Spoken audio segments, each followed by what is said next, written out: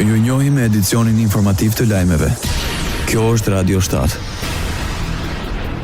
Drejt përfundimit garat për zgjedhjet vendore në Maqedoninë e Veriut, kandidati për kryetari i komunës së Çajirit Bujar Osmani paraqiti përpara mediave 2 projekte të mëdha për ndërtimin e çerteve të reja moderne me standarde të larta dhe kapacitete multifunksionale, të cilat do të mundësojnë kushte më të mira për fëmijët dhe familjet në komunë. Çajiri është një komunë e vogël dhe çdo metër katror duhet të shfrytëzohet në mënyrë të mençur dhe në shërbim të qytetarëve, deklaroi kandidati AKI-s Bujar Osmani. Çerdhja Barbardha në 40.000 metra katror. Ndërtojmë parking nën tokë me 2 kate, me kapacitet prej 1.000 vend parkimeve, por mbi të ndërtojmë objektin e përbashkës të shkollës dhe të çerdhjes.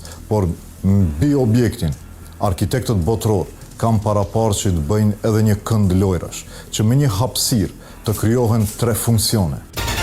Kandidat e koalicionit vlen për komunën e Çajirit, zëvendës kryeministri i Republikës Maqedonisë së Veriut, Izet Mexhiti premtoi më shumë investime në terrene sportive. Në Gazibab po rritet një brez që luan, mëson dhe zhvillohet me energjinë e sportit. Fusha e re e basketbollit që sapo kemi ndërtuar do të jetë vendi ku fëmijët tanë do të rriten në frymën e garës, ekipit dhe suksesit, shkroi Mexhiti një postim në rrjetet sociale. Ai theksoi se çdo investim në sport është një investim në të ardhmen e brezit të ri dhe në energjinë pozitive të komunitetit. Kandidati i vlen u shpreh se fusha e basketbollit është vetëm fillimi. Fitoria e madhe është ajo e Çajirit, deklaroi zëvendës kryeministri i Maqedonisë së Veriut.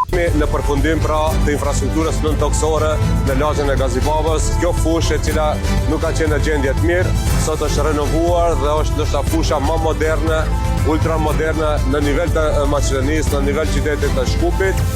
Pra fushë multifunksionale për fëmijët tanë që ka dhe këndin e lojrave dhe këndin e pushimit dhe premtoj prej lagjes së Gazibabës që ky do jetë modeli i fushave multifunksionale, minimum 1 në çdo lagje. Bota. Ministrat e mbrojtjes së 32 vendeve anëtare të NATO-s miratuan masa të reja sportive për të përballuar rrezikun në rritje që vjen nga Rusia. Vendimet të morën gjatë takimit të parë pas samitit të Hagës. Ministrat ranë dakord për testimin e sistemeve të integruara antidron në kraun lindor të aleancës, një zonë që përballet drejt për drejt me kërcënimet nga lindja. Gjithashtu NATO theksoi nevojën urgjente për rritjen e investimeve në mbrojtje dhe inovacion teknologjik. Gjermania dhe Ukraina nënshkruan një marrëveshje për të rritur bashkëpunimin në mbrojtje midis 2 vendeve, duke përfshirë kërkimin dhe zhvillimin e teknologjisë. Ministri i mbrojtjes Boris Pistorius dhe homologu i tij Ukrainas ranë dakord të forcojnë më tej aftësitë mbrojtëse dhe parandaluese të Ukrainës dhe t'i mundësojë Gjermanisë të përfitojë nga potenciali i inovacionit të Ukrainës. Pistorius thasë shpreson që bashkëpunimi do të gjenerojë një moment pozitiv për industrinë gjermane të mbrojtjes në aspektin e inovacionit, aftësive dhe shpejtësisë, duke e përshkruar marrëveshjen si një hap të favorshëm për të dyja palët.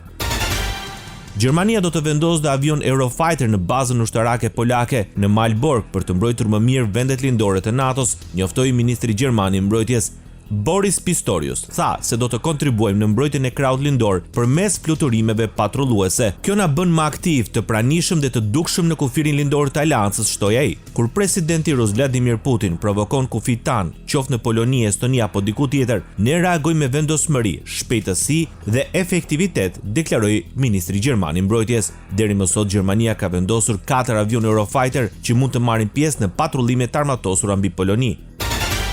Rusia paralajmëron Shtetet e Bashkuara të Amerikës se dhënia e raketave amerikane Tomahawk do të shkaktojë dëme të mëdha në marrëdhëniet mes Moskës dhe Washingtonit. Kjo deklaratë erdhi pasi ministri i jashtëm rus Sergej Lavrov pyet në një intervistë për komentet e presidentit të Shteteve të Bashkuara të Amerikës lidhur me mundësinë e furnizimit të Kievit me raketa të tilla. Një ditë më parë, Trump u shpreh i zhgënjur nga Putin, por shtëpia e bardhë më vonë theksoi se ai gjithsesi ishte optimist për arritjen e një marrëveshje paqe.